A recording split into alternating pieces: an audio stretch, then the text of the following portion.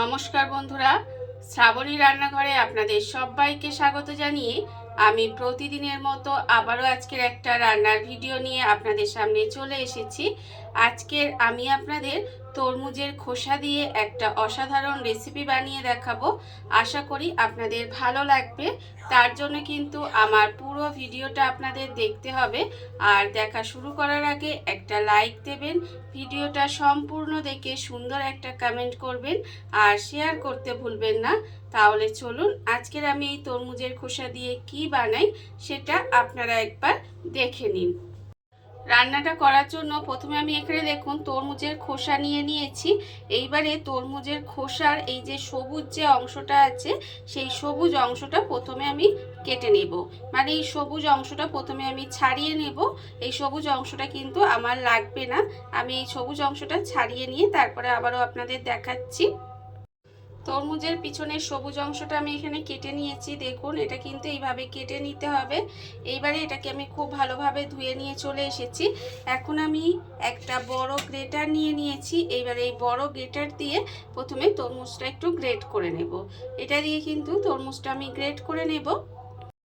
তরমুজের খোসাটা আমি এখানে গ্রেট করে নিয়েছি। এইভাবে কিন্তু দেখুন গ্রেট করে করে নিতে হবে। আর এটা কিন্তু গ্রেট করার আগে ধুয়ে নেবেন, তাহলে আর কিন্তু পরে ধোয়া যাবে না, সেই জন্য আগে ধুয়ে তারপরে এটা এইভাবে গ্রেট করে নিতে হবে। এইবারে দেখুন আমি একটা বড় বাটি নিয়ে নিয়েছি। বাটির মধ্যে এই যে তরমুজের খোসাটা যে গ্রেট করে রেখেছিলাম সেই গ্রেট করা তরমুজের খোসাটা আমি প্রথমে নিয়ে নিলাম।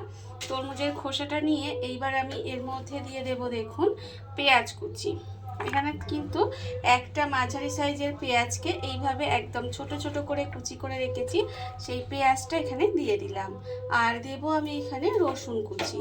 এখানে আমি 2 কোয়া রসুন একটু একদম ছোট করে কুচি করে রেখেছিলাম, সেই রসুনটাও কিন্তু আমি এর মধ্যে দিয়ে দিলাম। এবার আমি এর মধ্যে দিয়ে দেব দেখুন আন্দাজ মতো নুন আছে আমার এখানে, হলুদের গুঁড়ো, লঙ্কার গুঁড়ো আর অল্প সামান্য একটু কালো জিরে। এই মশলাটাও কিন্তু এখানে দিয়ে দিলাম। দিয়ে এটাকে খুব ভালোভাবে মাখিয়ে নেব। আর তরমুজের খোসা তো আমরা সাধারণত ফেলেই দিই, কিন্তু এই যে তরমুজের খোসাটা ফেলে না দিয়ে যদি এইভাবে আপনারা রেসিপিটা বানাতে পারেন তাহলে দেখবেন খেতে কিন্তু ভীষণ সুন্দর হয়। এইভাবে দেখুন একটু সমস্ত কিছু হাত দিয়ে খুব ভালোভাবে মাখিয়ে নিলাম, মাখিয়ে নিয়েছি। এইবার আমি এর মধ্যে দিয়ে দেব, হাত দিয়ে সমস্ত কিছু একটু ভালোভাবে মাখিয়ে নিয়েছি। এইবারে দেখুন আমি এর মধ্যে দিয়ে দেব বেসন। এখানে কিন্তু অল্প অল্প করে বেসন দেব আর এটাকে খুব ভালোভাবে মেখে নেব। এইভাবে কিন্তু অল্প অল্প করে বেসন দিয়ে এটাকে ভালো করে মেখে নিতে হবে। আর এর মধ্যে কিন্তু আর কোনো জল দেওয়া যাবে না, এইভাবে অল্প অল্প বেসন দিয়ে আস্তে আস্তে এটাকে মাখিয়ে নিতে হবে ভালো করে। অল্প অল্প বেসন দিয়ে এটা খুব ভালোভাবে মেখে নিয়েছি, মাখা আমার হয়ে গেছে। আর অন্যদিকে দেখুন আমি কিন্তু এখানে গ্যাসটা অন করে একটা ফ্রাই প্যান বসিয়ে দিয়েছি। এইবার আমি এর মধ্যে দিয়ে দেব সাদা তেল। এখানে কিন্তু অল্প একটু সাদা তেল দিয়ে দিলাম, দিয়ে তেলটাকে প্রথমে খুব ভালোভাবে একটু গরম করে নেব। তেলটা আমার এখানে খুব ভালোভাবে গরম হয়ে গেছে, তেলটা আমি এখানে খুব ভালো করে গরম করে নিয়েছি। এইবারে আমি দেখুন এখানে যে এটা মেখে রেখেছিলাম এটা কিন্তু এবার এর থেকে অল্প অল্প করে এরকম নেব। মানে এটা আমি কি বানাচ্ছি আপনারা নিশ্চয়ই এতক্ষণে বুঝে গেছেন, এটা আমি পকোড়া বানাচ্ছি। দেখুন যেভাবে আমরা ঠিক পকোড়া ভাজি বানাই সেইভাবেই কিন্তু এইভাবে অল্প অল্প নেব আর এর মধ্যে দিয়ে দেব। এইভাবেই কিন্তু এটা অল্প অল্প করে এইভাবে ছোট ছোট করে দিয়ে নিতে হবে। আর এই সময় কিন্তু গ্যাসটাকে একেবারে লোতে দিয়ে দেবেন। লোতে দিয়ে তারপরে কিন্তু এইগুলোকে এইভাবে ছোট ছোট করে দিয়ে উল্টিয়ে পাল্টিয়ে লাল করে ভেজে নিতে হবে।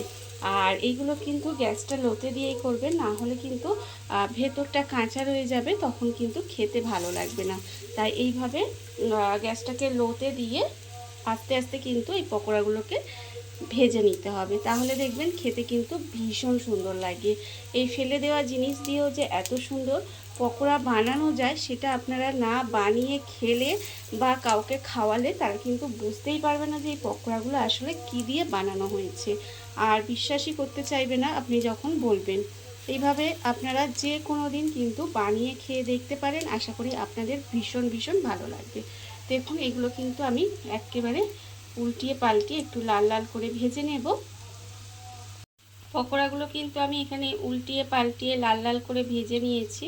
আর দেখুন এগুলো কিন্তু এইভাবেই একটু লাল লাল করে মুচমুচে করে ভেজে নিতে হবে। আমার এখানে ভাজা হয়ে গেছে। এইবারে আমি এটাকে আলাদা করে তুলে রেখে দেব। পকোড়া কিন্তু আলাদা করে তুলে রেখে দিতে হবে। পকোড়াগুলো আমি আলাদা করে তুলে রেখে দিয়েছি। এইবারে দেখুন এর থেকে আবারও কিন্তু অল্প অল্প করে নেব। অল্প অল্প করে নিয়ে আবারও কিন্তু এইভাবে পকোড়াগুলো বানিয়ে নেব। আর এইভাবেই কিন্তু আমাকে সমস্ত পকোড়াগুলো ভেজে নিতে হবে।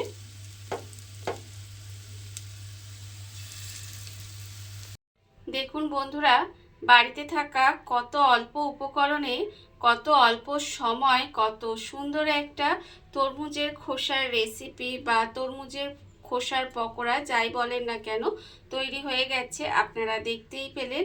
আর এটা কিন্তু খেতে ভীষণ সুন্দর হয়। এইভাবে আপনারাও একদিন হলেও বাড়িতে বানিয়ে দেখতে পারেন। আর এই ভিডিওটা যদি আপনাদের ভালো লেগে থাকে, আপনারা আমার চ্যানেলটা সাবস্ক্রাইব করে এইভাবে আমার পাশে থেকে যেতে পারেন।